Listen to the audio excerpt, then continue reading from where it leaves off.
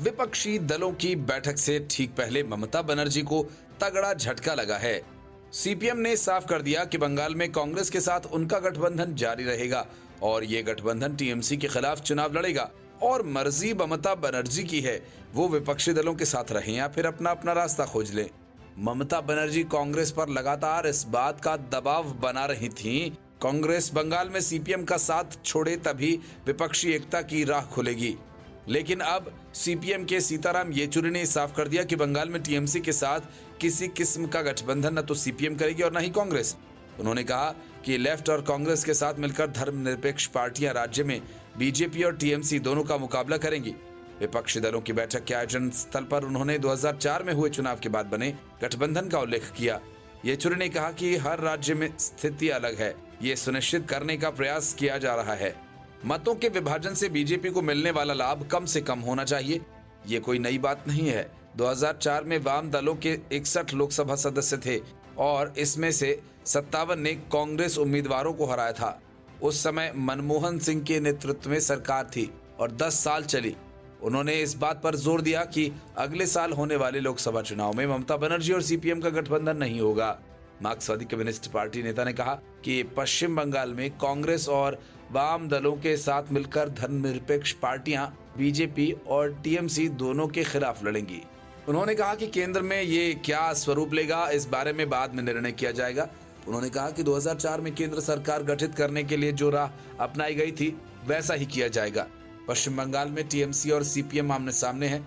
दोनों दलों के शीर्ष नेता यहाँ विपक्षी दलों की बैठक में भाग ले रहे हैं।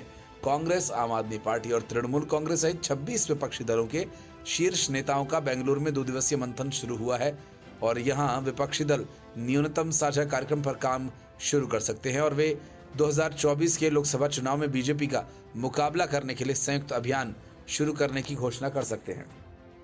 Bureau report, news of India.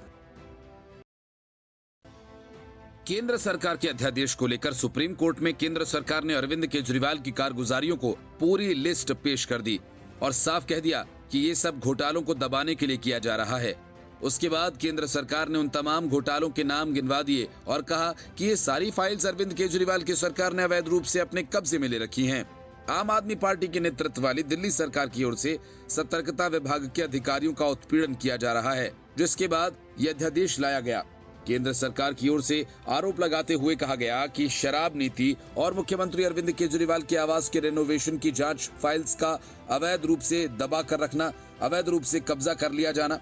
Delhi सरकार ने सुप्रीम कोर्ट में केंद्र सरकार के अध्यादेश को चुनौती दी थी, जिसके जवाब में केंद्र ने अरविंद केजरीवाल की सरकार पर गंभीर आरोप लगाए हैं। केंद्रीय गृह मंत्रालय ने सुप्रीम कोर्ट में जवाब देते हुए कहा कि दिल्ली सरकार की ओर से दाखिल याचिका को खारिज किया जाना चाहिए। गृह मंत्रालय ने आगे कहा कि दिल्ली सरकार की दलीलें निराधार और मनमानी हैं, जो कानूनी या असंवैधानिक आधारों पर होने के बजाय राजनीतिक उद्देश्यों से प्रेरित हैं।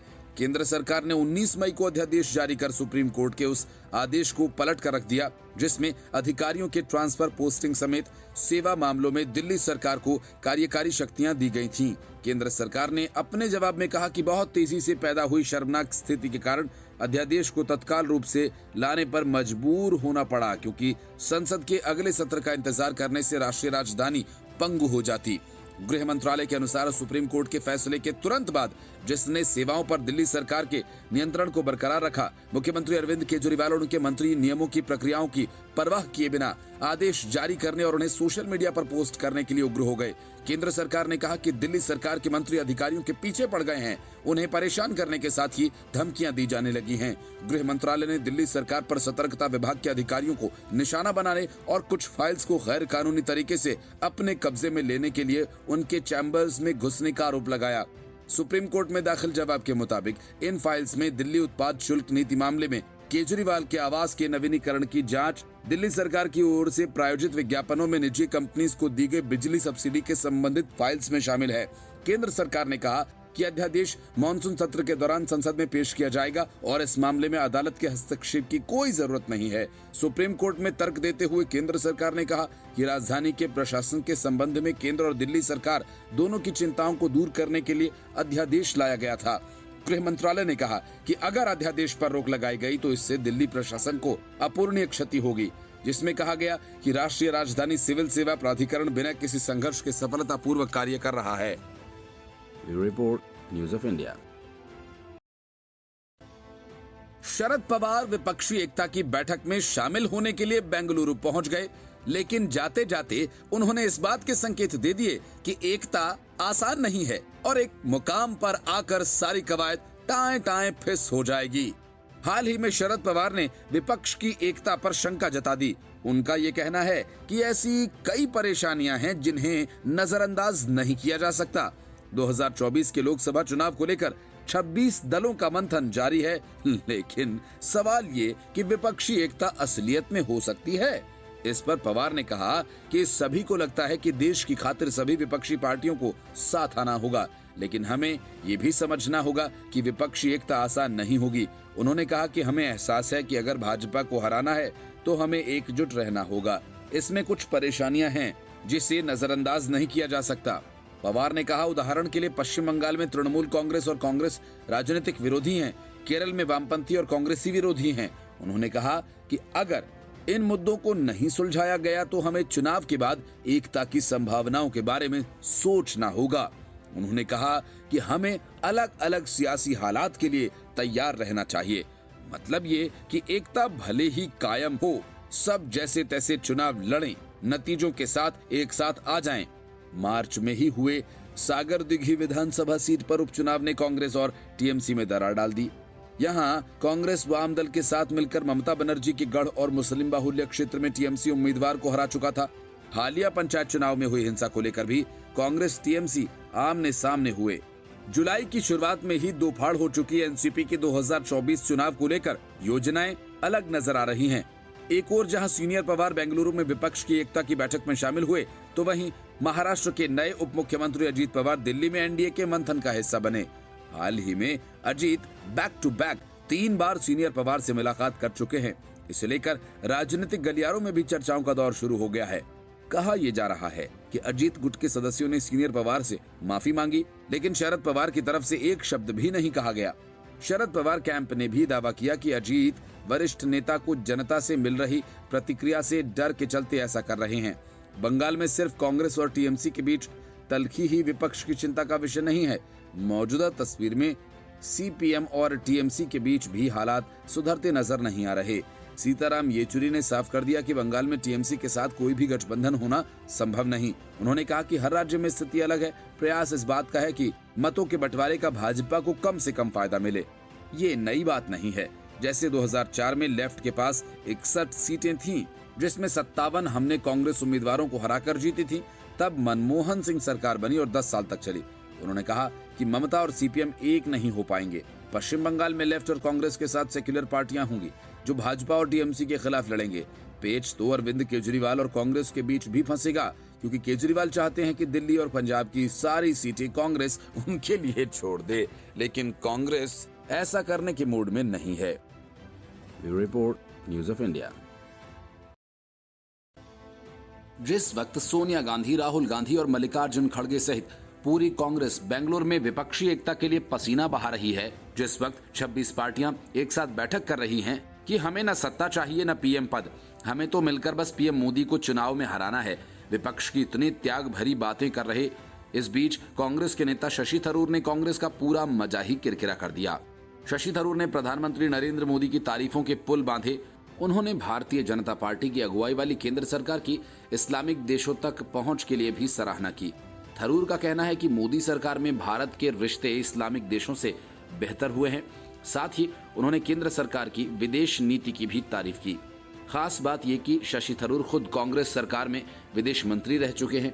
एक कार्यक्रम के दौरान थरूर ने कहा कि विदेश नीति को लेकर मैं मोदी शासन का आलोचक हुआ करता था, लेकिन मुझे लगता है कि उन्होंने सभी मोर्चों पर बेहतर ढंग से काम किया। उन्होंने कहा कि मुझे याद है कि पीएम मोदी के पहले साल में उन्होंने 27 देशों की यात्रा की थी, जिसमें एक भी मुस्लिम देश नहीं था। कांग्रेस सांसद रहते हुए मैंने ये मुद्दा भी उठाया था, लेकिन अब मुझे ये कहते हुए खुशी हो रही है कि अब जो उन्होंने इस्लामिक देशों तक पहुंच के लिए किया वह शानदार है। ये इससे बेहतर नहीं हो सकता। बड़े मुस्लिम देशों से हमारे संबंध इतने अच्छे कभी नहीं थे। मैं खुशी से अपनी पुरानी आलोचना को वापस लेता हूं। इस दौरान कांग्रेस नेता ने पीएम मोदी की तारीफ की और G20 को लेकर किए गए कामों की भी तारीफ की। उन्होंने कहा कि भारत ने काफी अच्छे तरीके से इस मौके का लाभ उठाया और भारत को विशेष मौजूदगी दर्ज कराने का मौका मिला। अब दुनिया भारत को और नजरअंदाज नहीं कर सकती। पीएम मोदी की विदेश नीति पहले से बेहतर हुई है। शशि थरूर ने चीन को लेकर केंद्र सरकार के रवैये पर सवाल उठाए। उन्होंने कहा कि सरकार ने चीन को भारत में घुसपैठ के लिए फ्री पास दे दिया है। उन्होंने कहा कि चाइना नीति को लेकर भारत सरकार की ओर से कोई स्पष्टता नहीं है। उन्होंने कहा कि संसद में चीन पर कोई चर्चा नहीं होती। चीनी ऐप्स पर सिर्फ बैन दिखावा है। Report news of India. Bengaluru में 26 विपक्षी दलों की बैठक खत्म हो गई। कहने को तो कांग्रेस ने ऐलान कर दिया कि उसे सत्ता या पीएम पद की कोई लालसा नहीं है। बैठक में बाकी किसी पार्टी ने भी नहीं कहा कि उसे ही पीएम कैंडिडेट घोषित किया जाए और गठबंधन का नेतृत्व सौंपा जाए, लेकिन सब के सब अपनी गोटी फिट करने में लगे हैं। पहले तय हो कि केजरीवाल और कांग्रेस के झगड़े खत्म हो। नीतीश कुमार और लालू यादव के बीच सीएम पर जंग किसी मकाम तक पहुंचे। ममता बनर्जी का सीपीएम और कांग्रेस से झगड़ा खत्म हो। उद्धव ठाकरे और शरद पवार की उजड़ी हुई बगिया में बहार आए। उसके बाद सीटों का बंटवारा हो। मतलब कि एकजुट होकर भी विपक्ष संकटों से घिरा रहने वाला है। विपक्ष की बैठक में कांग्रेस अध्यक्ष मल्लिकार्जुन खड़गे ने स्वीकार किया कि राज्य स्तर पर हमारे बीच कुछ मतभेद हैं, लेकिन ये विचारधारा पर नहीं। उन्होंने कहा कि ये मतभेद उतने बड़े भी नहीं हैं कि आम जनों, मध्यम वर्ग, युवा, दलित, गरीब, अल्पसंख्यक और जनजातीय समाज हित में उन्हें किनारे न रखा जा सके। उन्होंने दावा किया कि चुपके से इन सभी के अधिकारों को कुचला जा रहा है और इस बैठक में बिहार के मुख्यमंत्री नीतीश कुमार भी शामिल हैं, जिन पर बिहार में भाजपा के प्रदेश अध्यक्ष सम्राट चौधरी ने निशाना साधा। उन्होंने कहा कि कांग्रेस पार्टी अपने युवराज को प्रधानमंत्री बनाना चाहती है, जबकि राजद अपने युवराज को मुख्यमंत्री बनाना चाहती है। उन्होंने कहा कि महागठबंधन का स्वरूप यही है कि लोग खुद को कुछ बनाने के लिए दौड़ रहे हैं। उन्होंने कहा कि नीतीश कुमार जैसे ही बेंगलुरु पहुंचे, कांग्रेस के लोगों ने उनकी सारी बेइज्जती कर दी। सम्राट चौधरी ने कहा कि कांग्रेस ने उन्हें बता दिया कि आप अनस्टेबल प्रधानमंत्री उम्मीदवार हैं, आप पर भरोसा नहीं किया जा सकता और आप तो पानी के नीचे पुल बनाने वाले व्यक्ति हैं। उन्होंने पूछा कि नीतीश कुमार अब बिहार की राजनीति से अप्रासंगिक हो चुके हैं तो देश में कहां से जाएंगे। उन्होंने कहा कि बिहार बीजेपी में कोई मतभेद नहीं है और पीएम मोदी के नेतृत्व में हम चुनाव में उतरेंगे। उन्होंने लोकसभा चुनाव में राजग गठबंधन के 400 से अधिक सीटें जीतने की भी भविष्यवाणी की। इधर विपक्ष की बैठक में खड़गे ने आइडिया ऑफ इंडिया, संविधान, सेक्युलरिज्म और लोकतंत्र को बचाने की बड़ी बड़ी बातें करते हुए कहा कि यहाँ जुटे 26 दल 11 राज्यों और केंद्र शासित प्रदेशों में सरकार चला रहे हैं। Report news of India. Bengaluru में 2 दिन तक माथापच्ची कर 26 पार्टियों ने मिलकर अपने गठबंधन का भारी भरकम नाम Indian national development inclusive alliance रखा। वजह ये कि इस अलायंस का निकनेम इंडिया हो जाए। गठबंधन के नाम की घोषणा होते ही ममता बनर्जी फुफकारने लगी, अरविंद केजरीवाल मचलने लगे। जेडीयू ने तो उत्साह में आकर ऐसा ट्वीट कर दिया जिसे बाद में उसे हटाना तक पड़ गया। उद्धव ठाकरे ने गठबंधन के नाम का अनुवाद भारत कर दिया और उसके बाद पलक झपकते ही सारी विपक्षी पार्टियों ने देशभक्ति की चादर लपेट ली। चुनावी मैदान में इस चादर को ओढ़कर जाएंगे।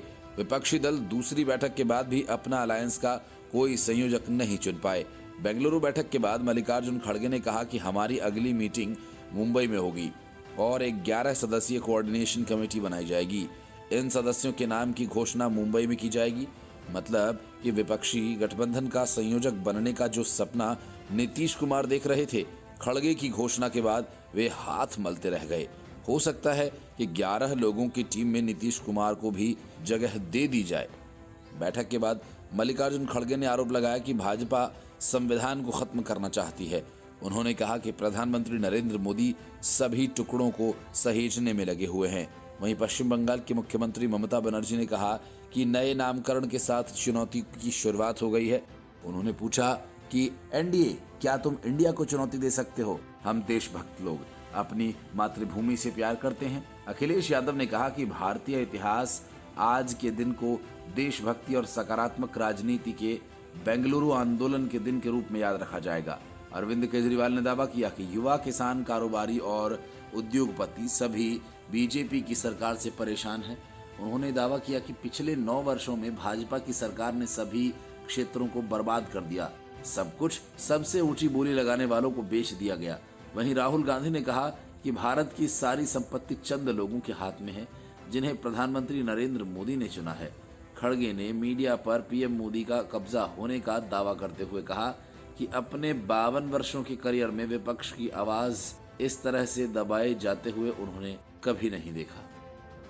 The report, News of India.